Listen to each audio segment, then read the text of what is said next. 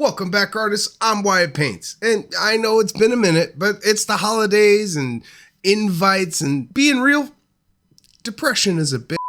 But beyond that, this week I'm cranking out another Rick and Morty statue for a client, and with its animation style, it's gonna be easy peasy, at least for the most part. Don't worry, I'll get into it. The important thing is for me to crank it out ASAP so I can get it into the mail on time. Spoiler alert, I did not. I'm such a failure! Anyways, with the holidays quickly approaching, I'm not going to be wasting my time being all verbose. I've got Morty and his grandpa sitting on my table ready to go. So, meet you on over there. I'm going to grab my brushes. Let's get started. Looking at the chimney, I'm going to keep this nice and simple with a classic red brick and gray capstone. To knock out those bricks is going to be easy peasy by first putting down a chaotic red base, then dry brushing up the details with basilisk.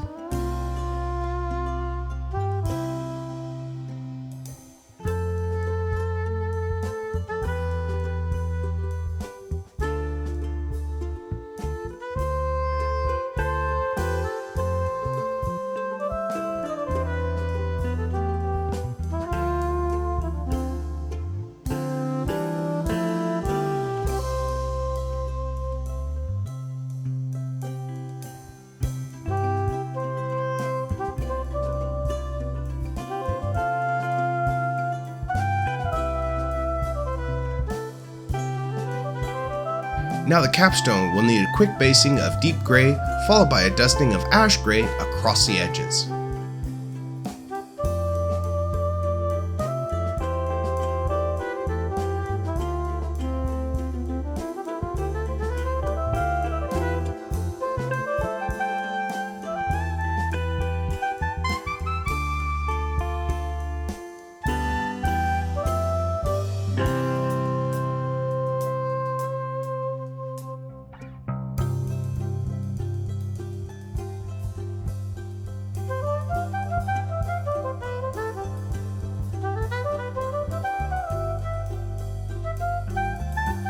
These snowy sections got a base of ash, followed by a heavy dry brush of spaceship exterior.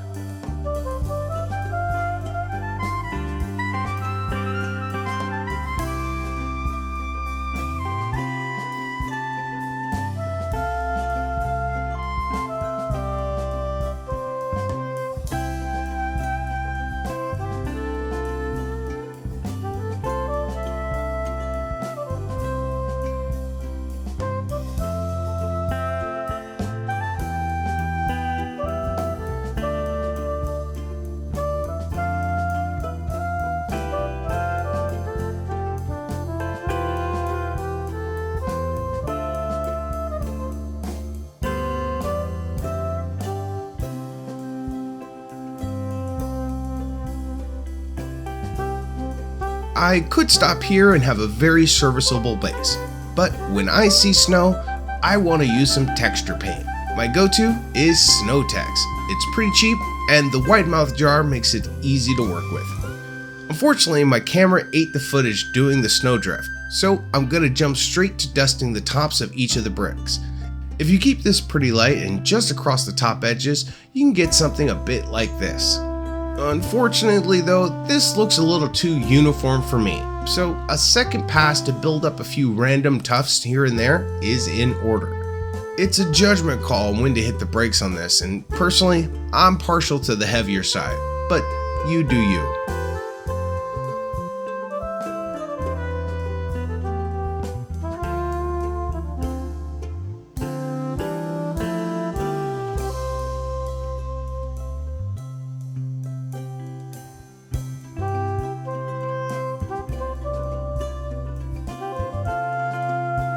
With the chimneys frosted up, it's time to get on Rick.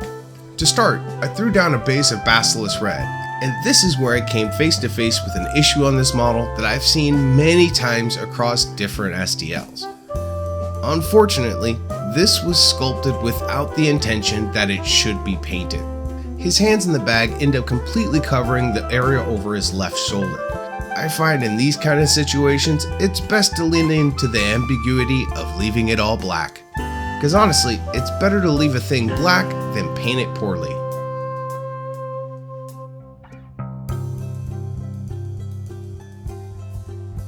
Next, all the red got blushed up with a dry brush of pure red. A big floof brush here gives me a nice drop off to the shadow areas, simply because it couldn't fit.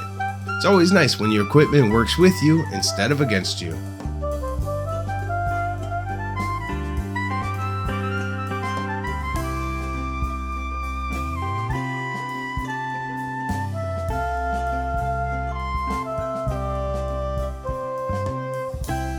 Next, I handle all the skin using leopard stone.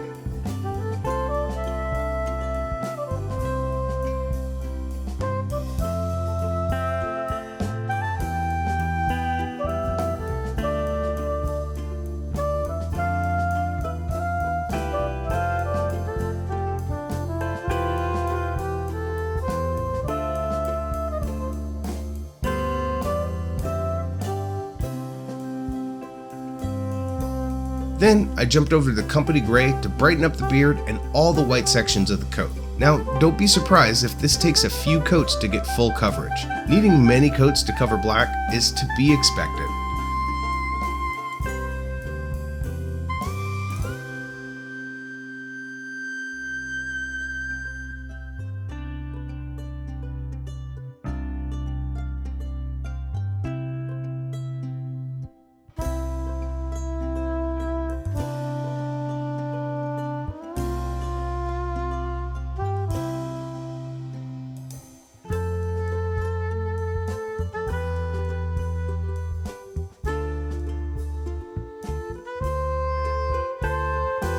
Next, all of Rick's actual hair got a once-over with troglodyte blue.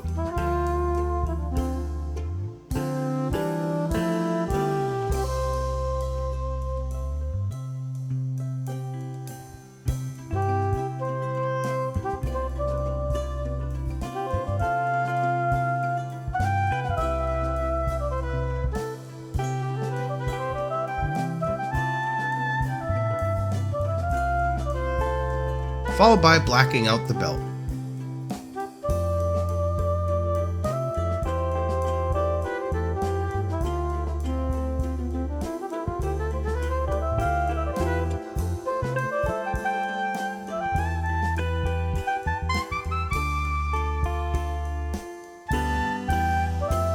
That just leaves the belt buckle needing a touch of greedy gold to finish off the suit.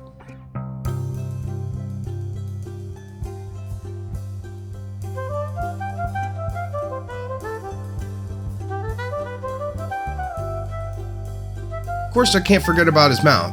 A bit of skeletal bone for his teeth and a slash of pure red for his tongue.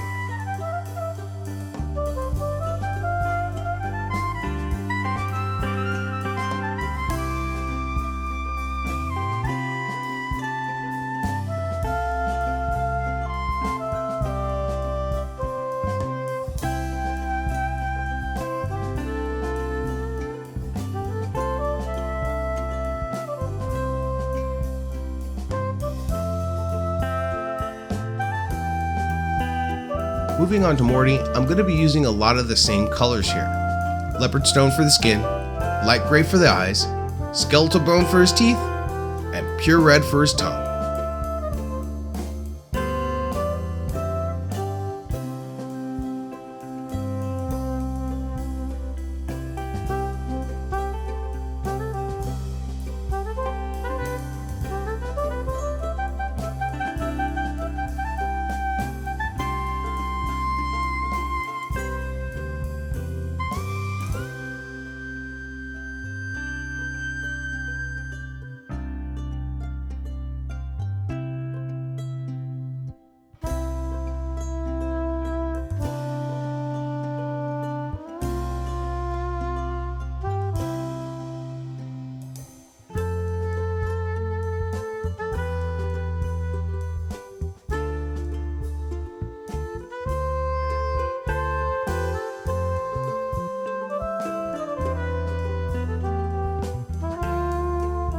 With that finished up, I can now swap over to his elf costume, giving it a quick base of Guardian Green.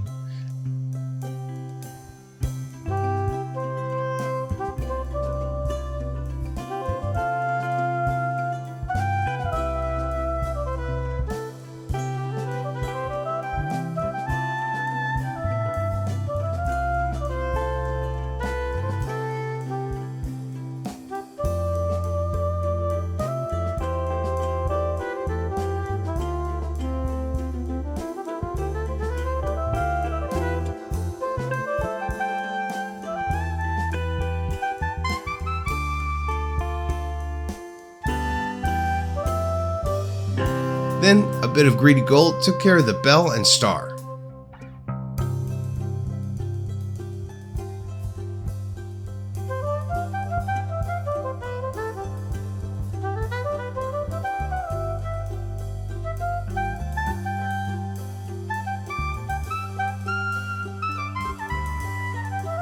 And I can't forget about Morty's hair poking out.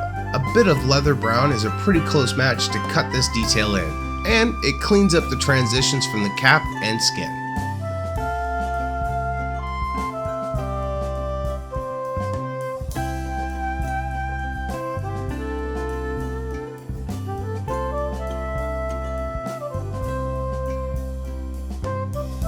All that's left is to clean up everything with a bit of black lining. And it's best to try to keep these lines as thin as you can, which can be a bit intimidating, but don't stress over it. Since we used flat colors, cleaning up and thinning down this black line won't be a big deal. The one thing you do want to stress is not overdoing this part.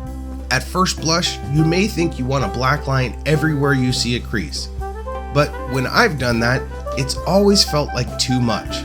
Now, I try to limit myself as much as I can. Doing it this way honestly makes me feel like the black lining is more impactful. So don't assume you have to black line everything. It's your project. For me, a few minutes of black lining Morty was all it took for me to call this one done. And wubba lubba dub dub! I say that all the time. This came out great. While I won't get this in the mail on time for my client, I'm glad I was able to share it with all of you. Hopefully you catch the crafting bug and make something this holiday season. Personally, between the hopping across responsibilities, editing, holiday get-togethers, a nice simple project is exactly what I needed. And before I forget, special shout out to all my Patreon members. Thank you so much for supporting me this year. Your generosity is a blessing. Thank you. And for everyone, I hope you have a fulfilling holiday season.